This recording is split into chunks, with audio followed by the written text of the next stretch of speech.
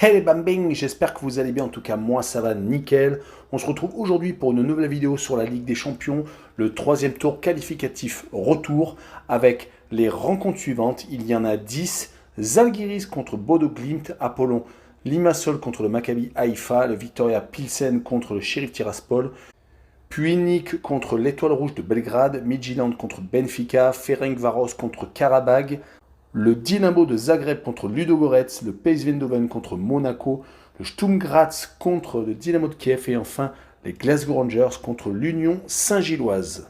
Mais avant d'attaquer l'analyse des 10 matchs, n'hésitez pas à me rejoindre sur mon site VIP. Il y a actuellement un jeu concours, il y a un maillot à gagner également. Il y a 10 matchs à pronostiquer, 3 sont déjà passés. Il en reste encore 7. N'hésitez pas à venir, surtout que mes résultats sont vraiment très intéressants. Ce week-end, j'ai fait un 9 sur 10 en Ligue 1 au niveau des codes sécurisés, gagnants ou remboursés. 5 sur 9 en Bundesliga, 8 sur 10 en Première Ligue, 6 sur 9 en Ligue 2.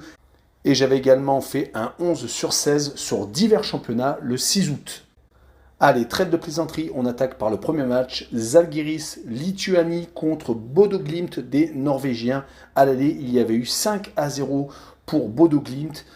Et pourtant, les Lituaniens avaient réussi l'exploit d'éliminer Malmö au tour d'avant, gagnant à l'aller et au retour. Mais la marche était peut-être trop haute. Car remonter 5 buts, c'est impossible, ça n'est jamais arrivé.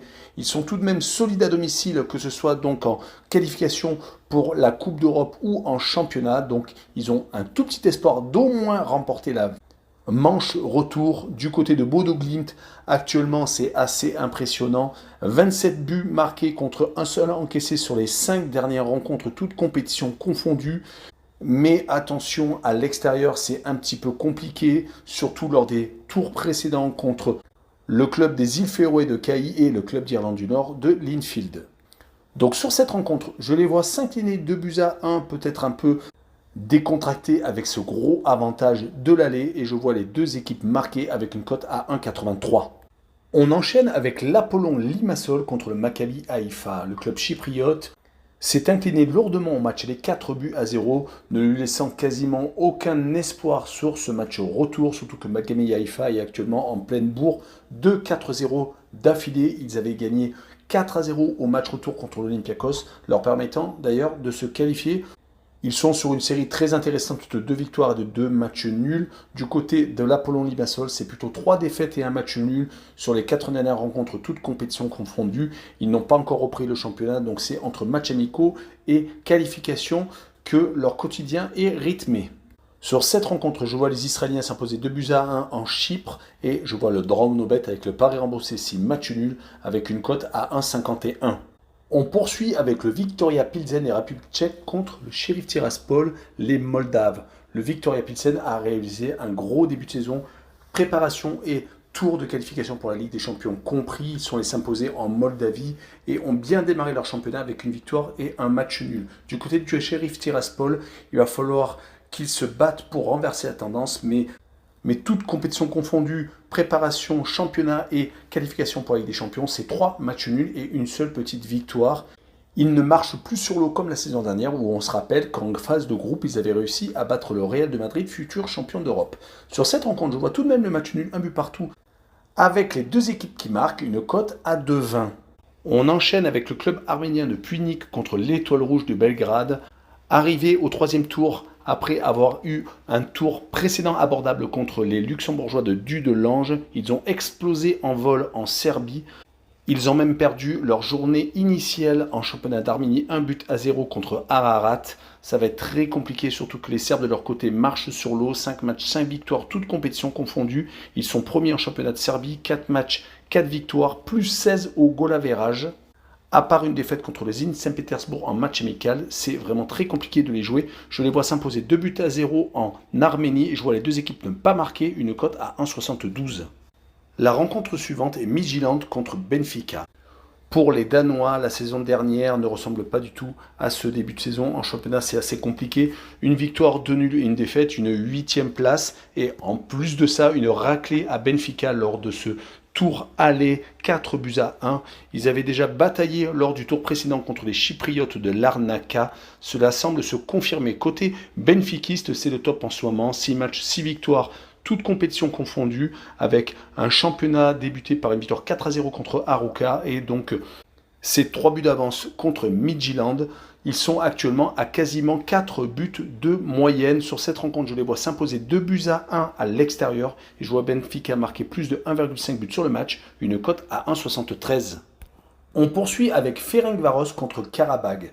Tout semble bien se passer pour Ferencváros, le club hongrois. Une victoire pour débuter le championnat et un nul en Azerbaïdjan où il est très compliqué d'aller.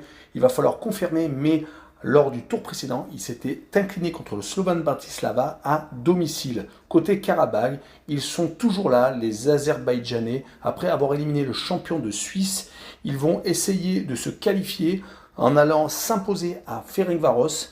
Ils ont également débuté par une victoire lors de leur championnat. Mais sur cette rencontre, je vois un but partout.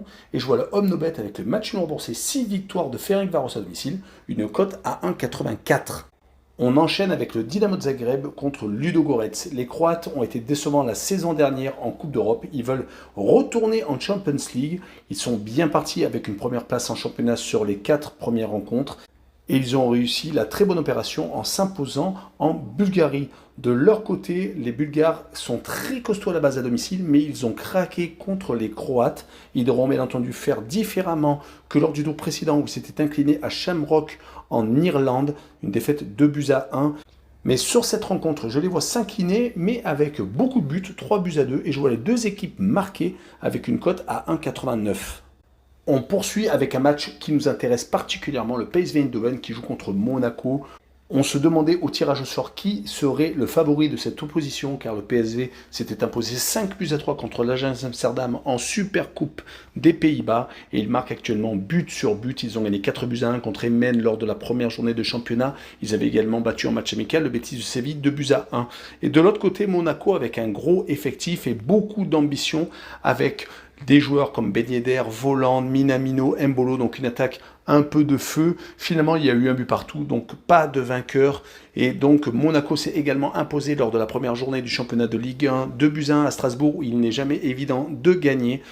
Donc c'est pour cette raison que je vois encore un but partout entre ces deux formations, et je vois le homme no bet avec le match non remboursé, 6 victoires du PSV à domicile, une cote à 2,06.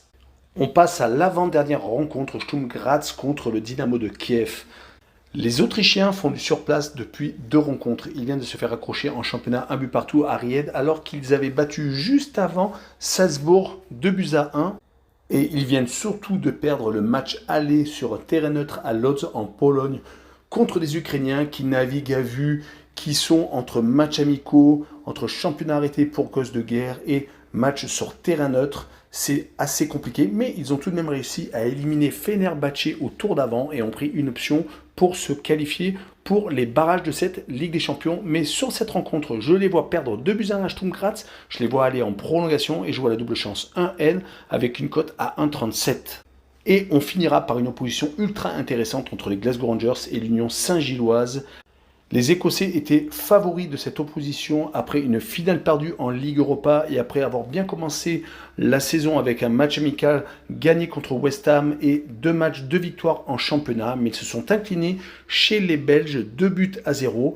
L'Union Saint-Gilloise a été la belle surprise la saison dernière, étant passé à 2 doigts d'être champion de Belgique alors qu'ils étaient promus. Mais ils sont partis sur la même dynamique cette saison lors de la préparation où ils ont gagné 4 buts à 0 le Feyenoord de Rotterdam. Ils ont commencé par 4 points pris sur les 6 possibles.